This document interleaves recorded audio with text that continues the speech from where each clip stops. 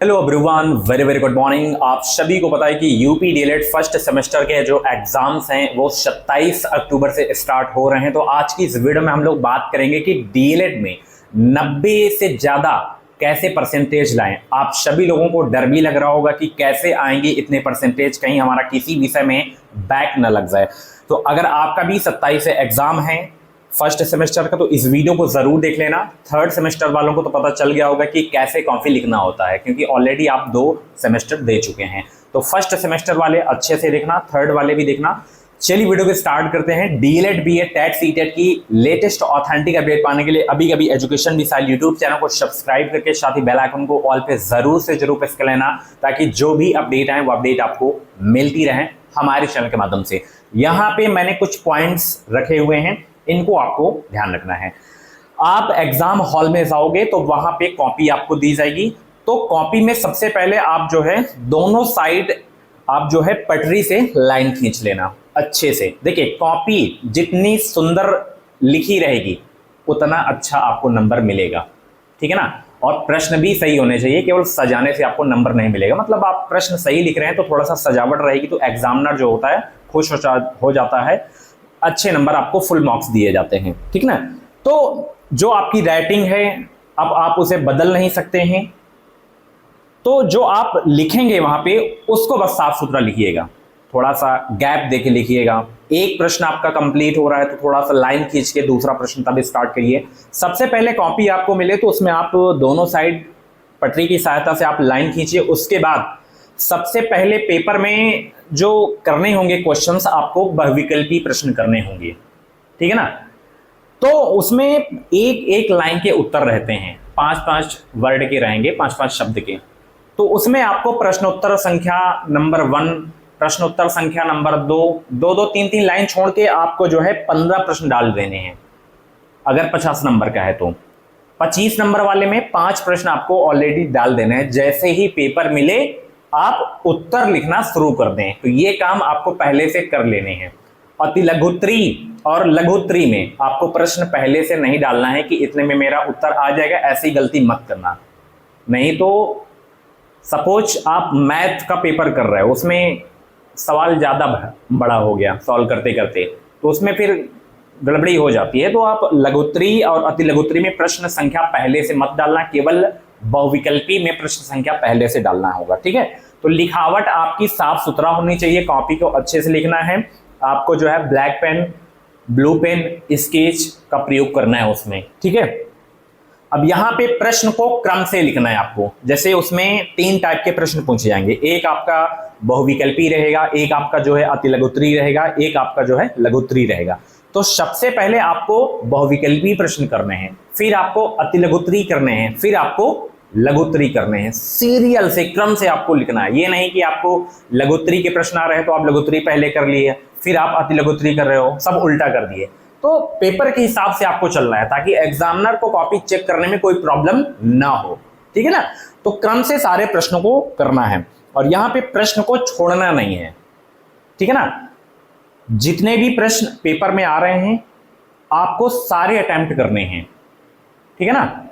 आप एक भी प्रश्न छोड़ रहे हो तो 2 नंबर आपका सीधा चला जा रहा है, अगर अलग का छोड़ रहे हो तो एक भी प्रश्न आपको नहीं करना है, सॉरी छोड़ना नहीं है। अगल बगल से भाई तलवार नहीं मार देंगे वहां पे जिनकी ड्यूटी रहेगी कि आपकी गर्दन कट जाएगी। आप अगल बगल से सहायता ले सकते हो, बट प्रश्न को छोड़ना नहीं है आपको। और सारे प्रश्न कोशिश करना बहुविकल्पी अति लघुत्तरी के सही सही ही करना, जिसमें डाउट हो अगल बगल आगे पीछे आप डाउट क्लियर कर लो।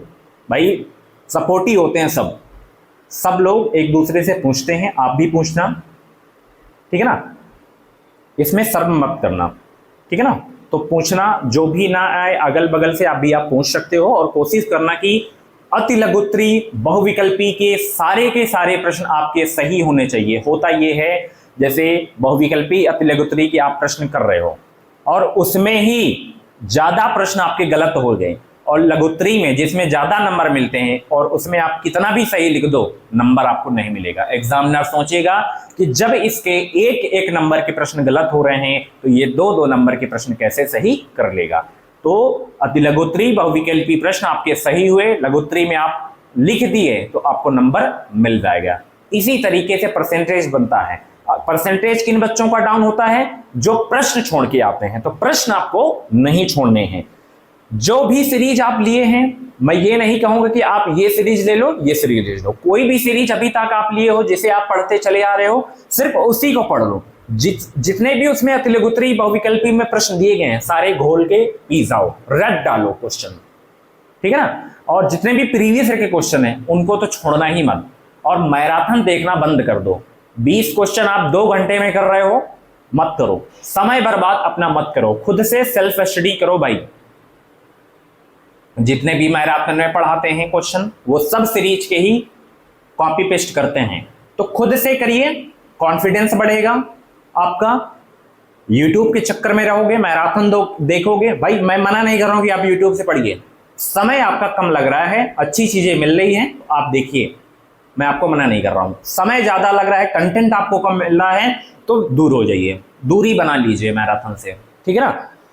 जो भी सीरीज आप फॉलो करते चले आ रहे हैं पिछले महीनों से, आप उसी को पढ़िए, घोल के पी जाइए और लिखने की प्रैक्टिस करिए। आज 11 तारीख है, पर्याप्त समय आपके पास है, लिखने की प्रैक्टिस करिए थोड़ा सा, ठीक है ना, क्योंकि वहां पे आपको लिखना है भाई।